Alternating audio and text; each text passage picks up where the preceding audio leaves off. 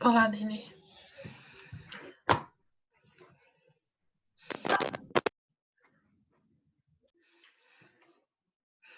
Olá, gente. Tudo bem?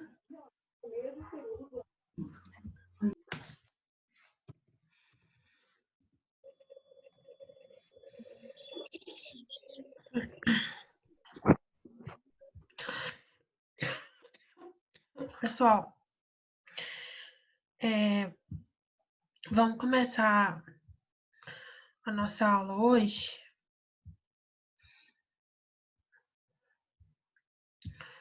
Peraí, deixa eu só pegar vocês aqui.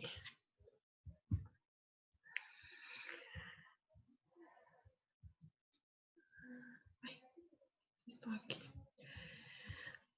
Eu estou compartilhando com vocês aí os slides, né?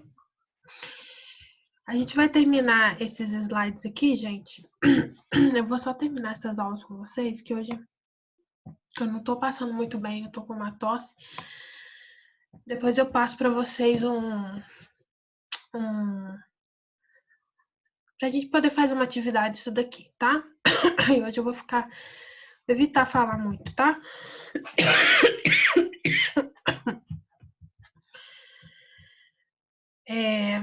Alguém consegue me falar onde que a gente parou?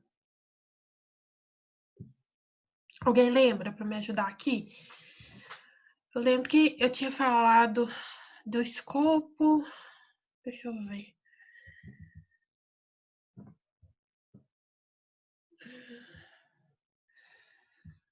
A gente chegou a ver o EAP, né?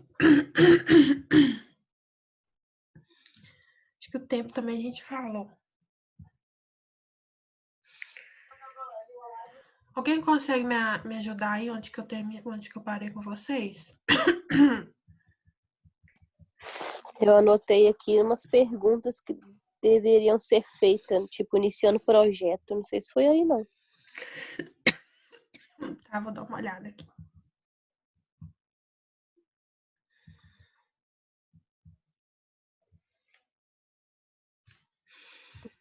Essa parte a gente viu também. Viu, né? Uhum. Acho que foi aí, eu anotei Aqui, até né? aí. Começando aqui, então, né? Tinha umas perguntas, não tem? Umas perguntas.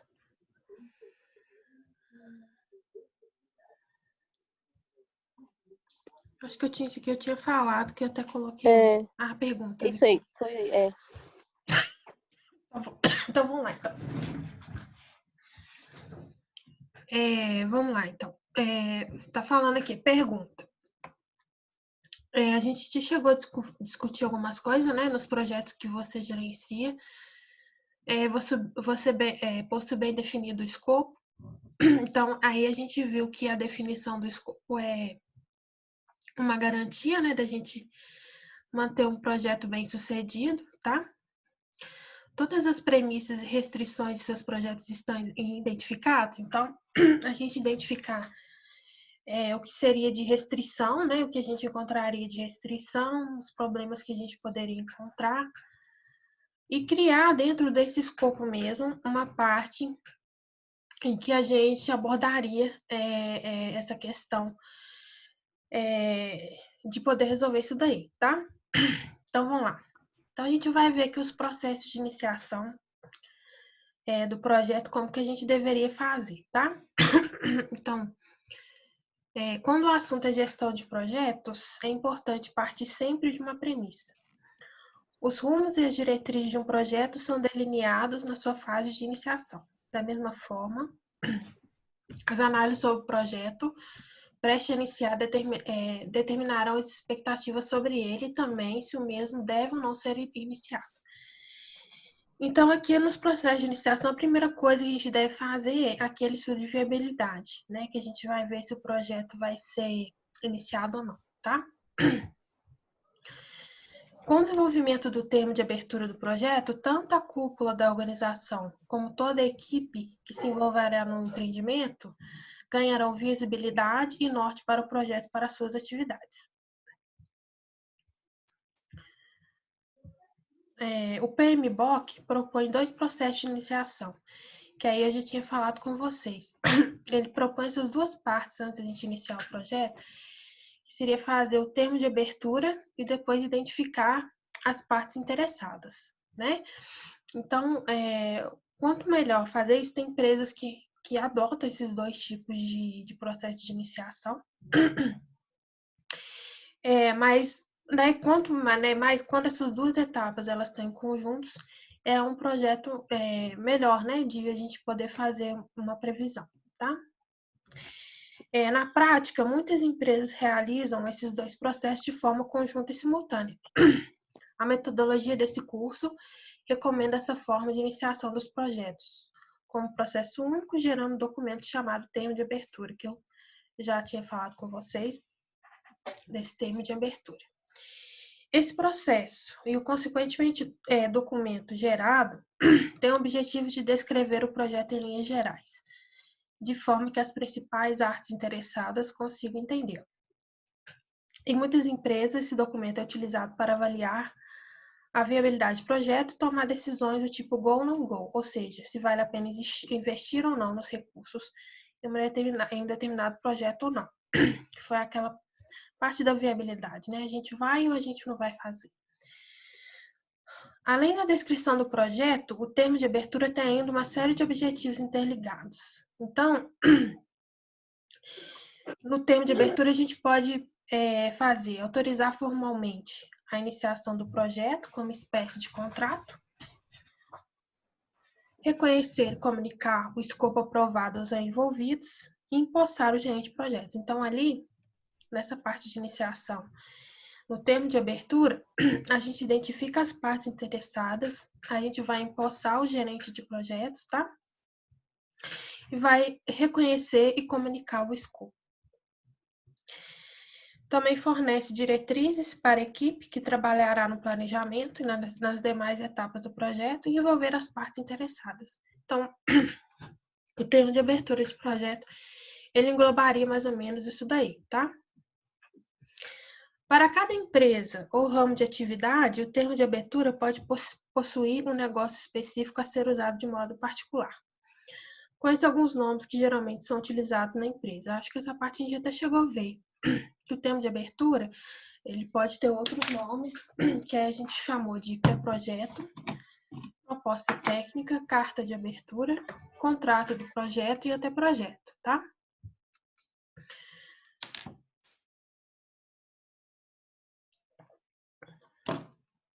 Nesse curso, os documentos de iniciação serão resumidos no termo de abertura. Então, caberá a você desenvolver um modelo que seja coerente com a sua realidade organizacional. Os itens que você estudará na sequência são opcionais para compor o documento e precisam ser avaliados para formar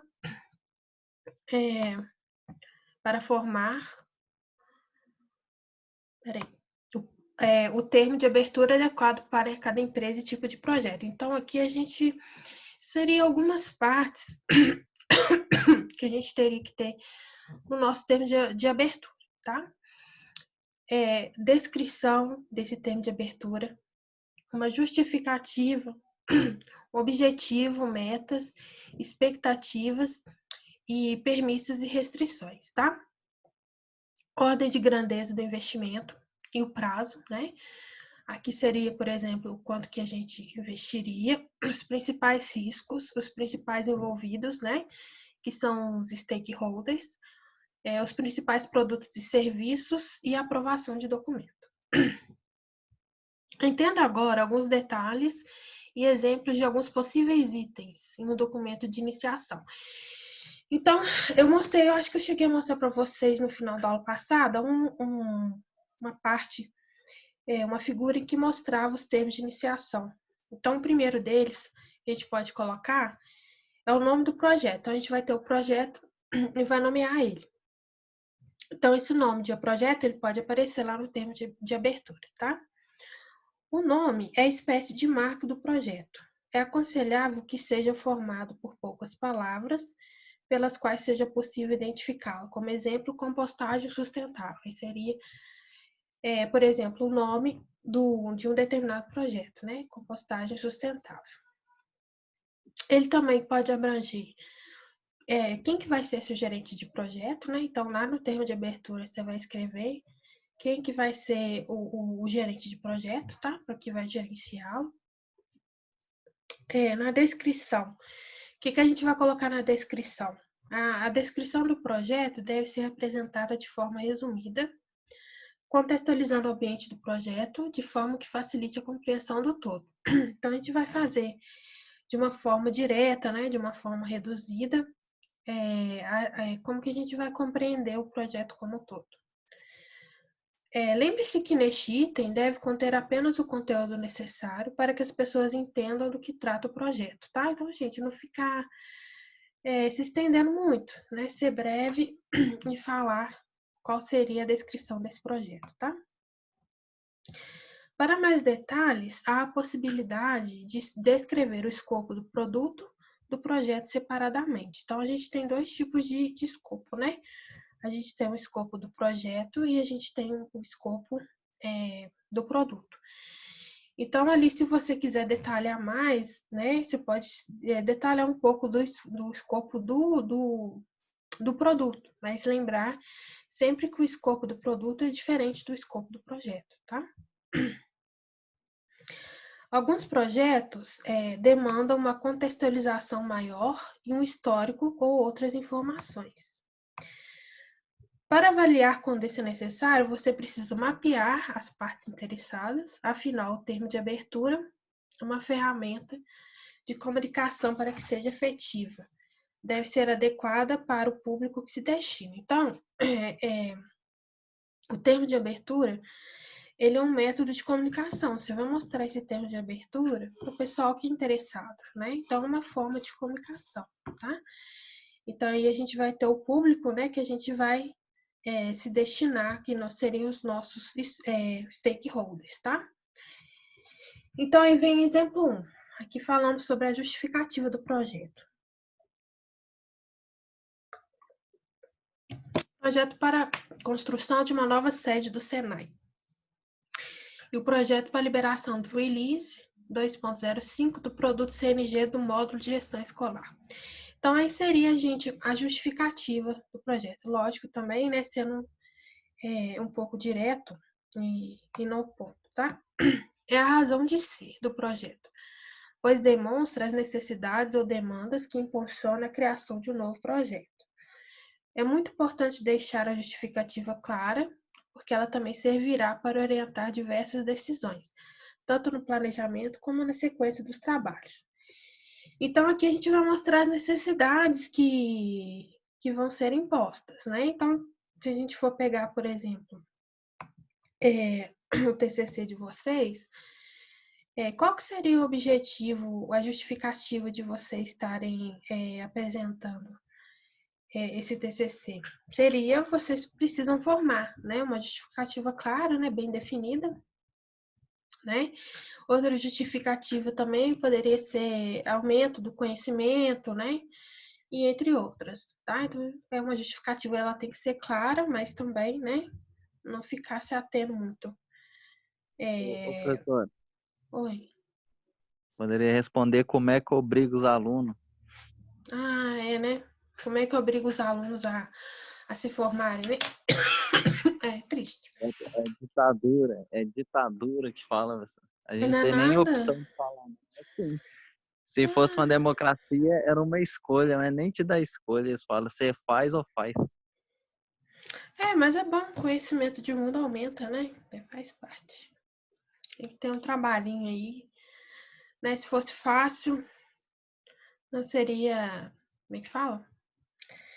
Não seria recompensador, né? Ah, a professor vem com essas frases de placa de caminhoneiro da universidade. Não, mas é verdade, né? Porque depois que vocês passaram lá, vocês vão ver, é recompensador, né? Não pode ser fácil mesmo, não. Então, vamos lá. É normal que a justificativa gire em torno das seguintes necessidades, tá? Demanda de mercado, necessidade empresarial, solicitação do cliente, avanço tecnológico, exigência legal, necessidade social. Então, essas formas aí, a gente já viu lá que seriam justificativas para um determinado projeto se iniciar. E, mais uma vez, vai entrar aqui como uma justificativa no termo de abertura, tá?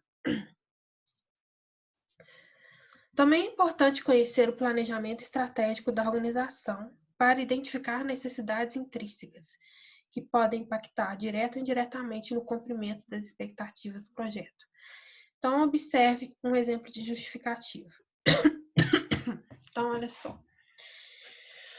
No planejamento estratégico, visualizamos a necessidade de aumentarmos 30% a participação de nossa empresa no sul do país, estabelecendo uma base para futuras expansões para o país do Mercosul. Então, aí seria uma justificativa, né? E como abordagem, ele olhou o planejamento estratégico, né? Uma necessidade empresarial, tá? Outra parte, né? Escrever a meta que você deseja, tá? Entende-se como meta a representação formal daquilo que se quer atingir ao término de um projeto. A meta também determina os critérios para avaliar se o projeto foi considerado bem-sucedido. Algumas dicas são importantes para a determinação das metas, né? Então, gente, não é... Na hora que vocês cumprirem a meta, vocês vão dobrar a meta, né? Então, a meta é o que seria que você deseja, né?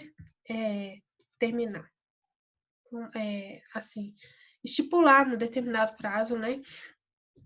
O que vocês esperam ter sido realizado, tá? Então, aqui vem algumas dicas para a gente definir a meta. A regra número 1...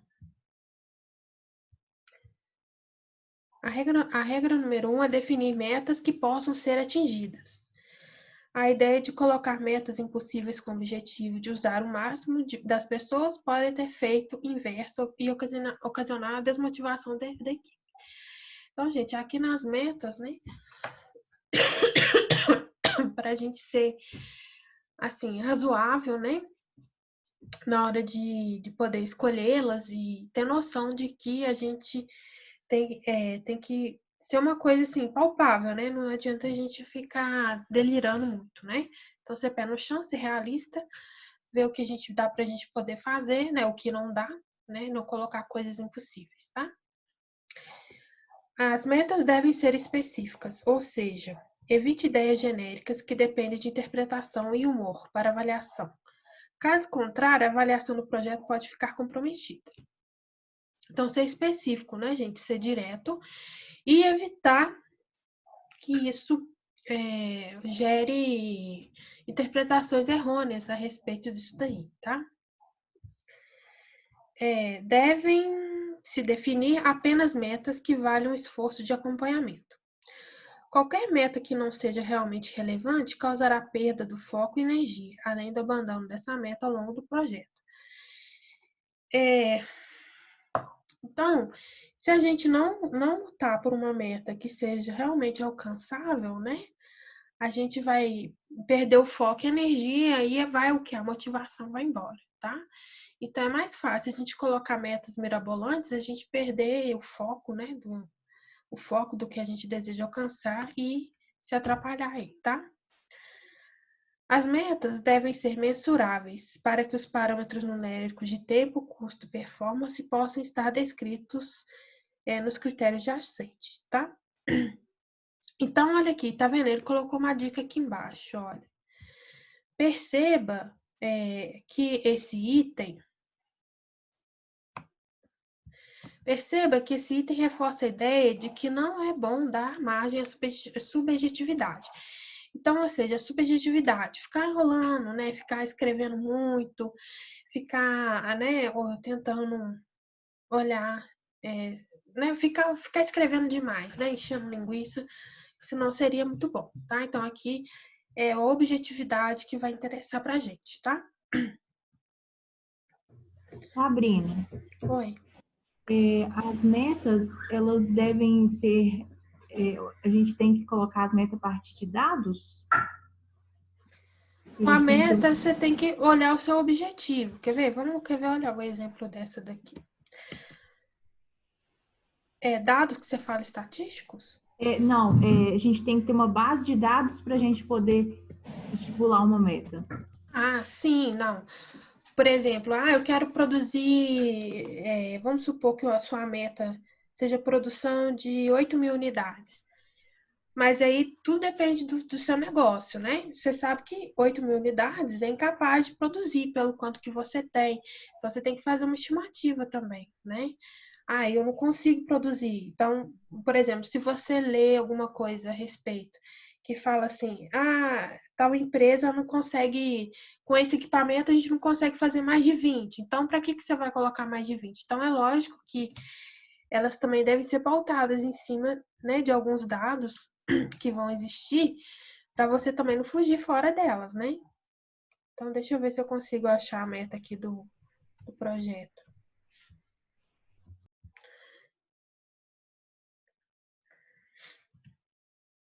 Aqui, ó, metas. Tá vendo? Apresentação de 2 palestras de aproximadamente 45 minutos. Ter pelo menos 80 participantes. Avaliação do evento de 8,5. Ter um número de 5 novos leads qualificados em um mês. Então, assim, que seriam algumas metas nesse projeto. É lógico que vai depender do projeto, né? Se você está lidando com números, se vai precisar de alguma estimativa, né? Você vai ter que usar, né? Porque elas têm que ser alguma coisa meio palpável, né? A gente não pode ultrapassar demais. Mas aí depende do projeto que você está fazendo, tá? De nada. As metas devem estar associadas a prazos para que não percam na eternidade. De nada adianta colocar uma meta sem prazo para alcançá-la. Neste caso, cria-se um grande risco de não alcançá-la jamais, tá? Então, aí vem a parte da gente colocar os prazos, né? No caso, a meta lá de produção. Colocar números, né? Para a gente poder ver se a gente consegue alcançá-los, tá? Um exemplo interessante de conjunto de metas para o desenvolvimento de um novo produto é a confecção de calçado para o verão. Então, olha só. Aqui, ele está falando de algumas metas que teriam que ser atingidas por uma empresa que confecciona calçado. Então, a primeira meta, olha só, colocação do produto em linha de produção até o final de setembro. Então, seria uma meta que eles queriam atingir. Alcançar 5% no mercado com este produto. Atingir entre janeiro e março um TIR de 100%, tá? Então, esses dados aqui, TIR, essa porcentagem aqui que foi estimada, né, de lucratividade, o TIR é a taxa interna de retorno, né? Então, isso aí deve ser, né, ali na hora a gente tem algumas previsões, né, de econômicos, né? Então, seria montado em cima disso daí. Considere que algumas metas podem extrapolar a duração do projeto, pois somente poderão ser medidas após o término do mesmo. Esse é o caso de 2 e 3 metas que só serão medidas após o término do projeto de desenvolvimento do produto, que ocorre em setembro, tá? Então, algumas metas a gente vai poder só olhar, né, o quanto que foi cumprido quando a gente tem aquele ali terminado. Então, olha só. As expectativas dos stakeholders podem ir além dos critérios formalmente identificados das próprias necessidades do projeto. Isso também deve ser mapeado, afinal, algumas expectativas podem ser inalcançáveis, conflitantes entre si ao final do projeto. Serão essas mesmas partes interessadas que dirão se o projeto foi ou não bem sucedido. Então, vamos supor, você estipule uma meta. Mas vamos supor que você possa até ter feito aquela quantidade e tudo, mas isso não foi de acordo com o que o pessoal estava querendo, não achou que não foi muito bom. A expectativa não foi atingida, tá? Dos seus stakeholders. Então, pode ter essa parte conflitante, né? A gente determina aquela determinada meta, acha que aquilo vai ser bom, né? Aquela quantidade vai ter boa, aquele margem de lucratividade vai estar boa, mas aí no final, né, quando chega ao final disso, você vê que você poderia ter feito mais, né, e as partes interessadas reclamarem em relação a isso aí, tá? Aí a gente tem as premissas, tá? Premissas são suposições que, para os propósitos do planejamento são consideradas verdadeiras, reais ou certas. Dessa forma, afetam todos os aspectos do planejamento. Sempre devem ser validadas junto aos envolvidos e documentadas para que fique claro que, sem comprovação dessas, não poderão ser alcançadas as expectativas do projeto. Então, a gente vai ter as premissas. Veja alguns exemplos, olha, de premissas. O senhor José terá disponibilidade integral para desenvolver o planejamento do projeto. Então, as premissas, as necessidades aqui, quais que a gente vai conseguir atingir. Então, você sabe que pode contar com o seu José para estar fazendo esse projeto, tá? Orçamento definitivo será aprovado até o final do mês. Então, para você, né, dar continuidade a esse projeto, você precisa de uma premissa. Qual que é a premissa? Que esse orçamento seja aprovado, tá? Até o final do mês. Não haverá necessidade de aquisição de novos equipamentos para esse projeto, tá? Então, seria uma premissa também. Cada premissa identificada pode gerar um ou mais riscos para o projeto. Portanto, devem ser avaliados os riscos e impactos caso essa premissa não seja cumprida. Por exemplo, se uma premissa é um recurso A, esteja disponível para participar do projeto no período X, deve-se avaliar o risco de não disponibilidade desse recurso exatamente no período necessário ao projeto. Da mesma forma, o risco de algum desvio no cronograma também deve ser avaliado, prevendo formas de controlar a ocorrência desse risco.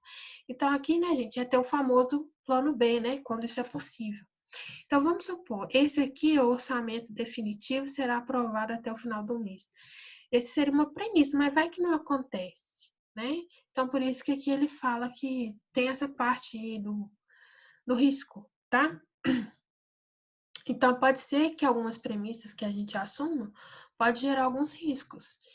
E para esses riscos, né, se essa premissa não acontecer, a gente tem que ter uma forma de controlar esse risco, né? Um plano B, que a gente sairia ali, né, para poder identificar determinadas situações que fogem do que a gente planeja, tá? Restrições. Os fatores que vão limitar as opções da equipe de gerenciamento de projetos são chamados de restrições. Então, são as partes que vai ter restrição, tá?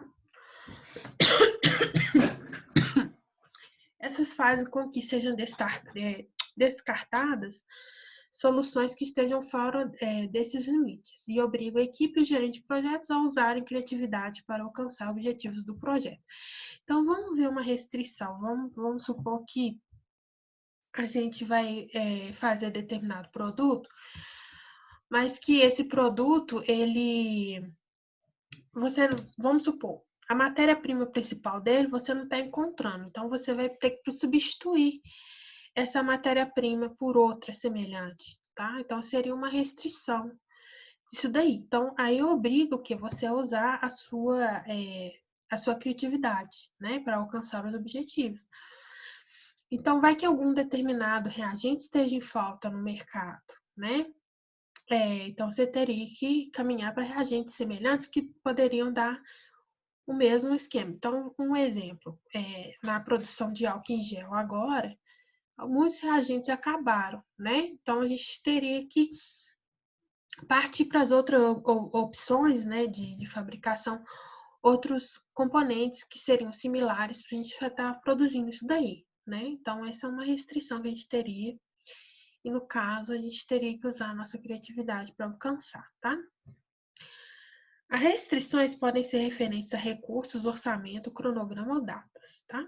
Qualidade, escopo, tecnologia e diretrizes estratégicas da organização. Observe alguns exemplos típicos de restrições. Então, aí, espera só um minutinho. A gente teria a restrição de tecnologia. Quando a gente não tem a tecnologia disponível, tá? Que a empresa estaria usando, tá? De recursos, que, por exemplo, às vezes a gente não tem o recurso humano disponível para poder estar trabalhando, né? Às vezes a gente precisa de um especialista, mas não consegue achar esse especialista em determinada área, tá? Orçamentária, quando a gente passa, né, do custo que a gente estima. Então, por exemplo, o custo máximo do projeto não poderá exceder a 4 milhões. Então, né, se a gente prevê um projeto acima disso, né, isso aí seria uma restrição, uma limitação, né, de dinheiro aí. De prazo, a inauguração da obra está marcada para, né, dia 7/8, o objetivo o projeto deve ser implantado até dia 31/12 de 2013. Né? Então, aqui a gente teve uma restrição de prazo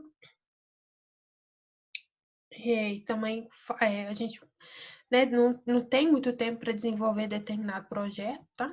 Então, isso aí seria algumas das restrições que a gente teria. Agora, a ordem de grandeza, tá? Esse valor serve como base para a fase de planejamento do projeto. Ele não é o forte suficiente para ser considerado uma restrição, a menos que seja colocado como tal, tá? A função dessa ordem é servir como um comprometimento dos patrocinadores de que os recursos financeiros destinados ao projeto serão mantidos até sua conclusão. Então, aqui a ordem de grandeza é a gente estipular mais ou menos quanto que a gente gastaria, né? Pode ser de recursos humanos ou de financeiramente, para a gente poder estar fazendo, tá? Igual ele falou aqui, ele não é forte o suficiente para ser considerado uma restrição, a menos que seja colocado como tal, né? Então, se a empresa ela tiver alguma limitação de recursos, é lógico que isso vai entrar como uma restrição, tá? A ordem de grandeza, ou seja, não ultrapassar aquele limite estipulado, tá? Então, a principal função dela é servir como um comprometimento dos patrocinadores de que os recursos financeiros destinados ao projeto serão mantidos até sua conclusão, tá? Então, é informar aos patrocinadores. Quem que são os patrocinadores? São aquelas pessoas que vão prover, né, a parte financeira do projeto. Então, eles precisam estimar também essa parte e manter esse compromisso de fornecer esse total aí até o final.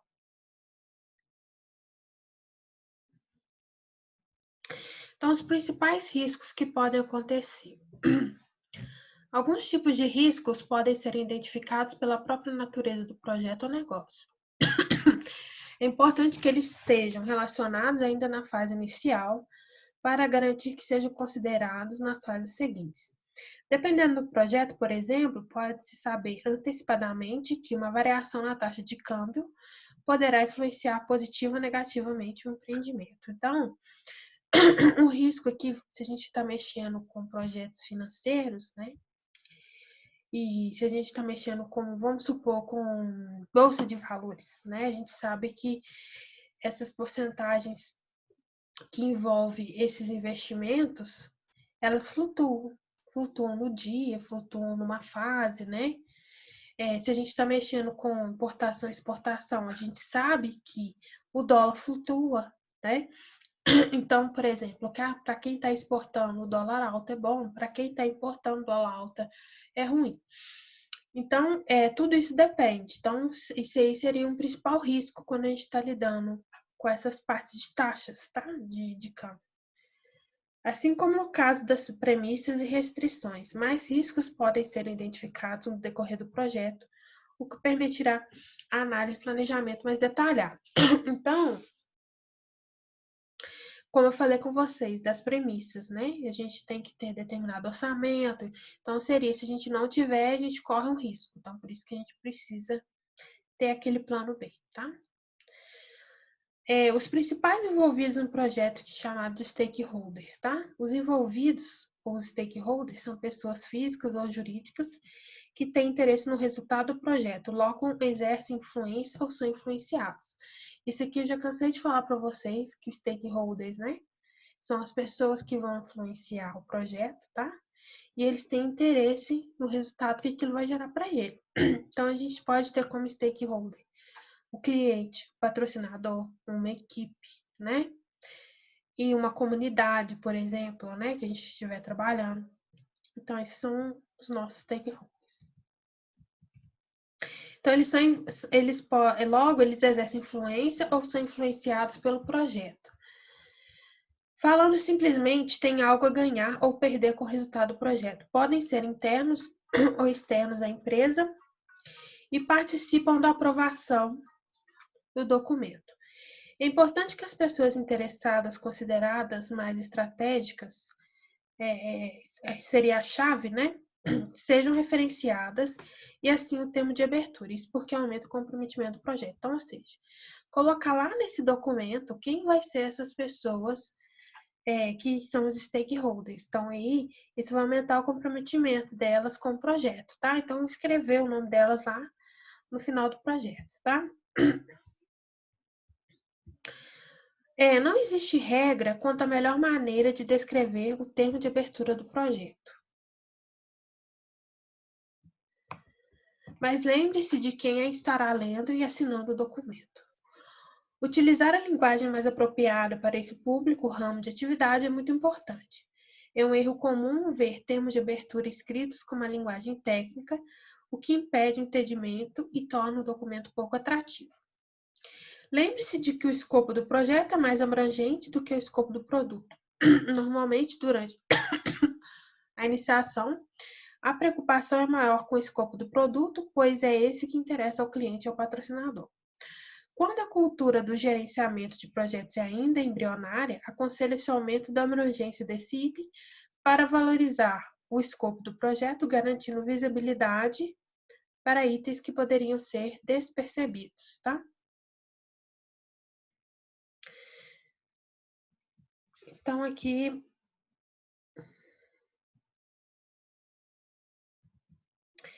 seria, tá vendo?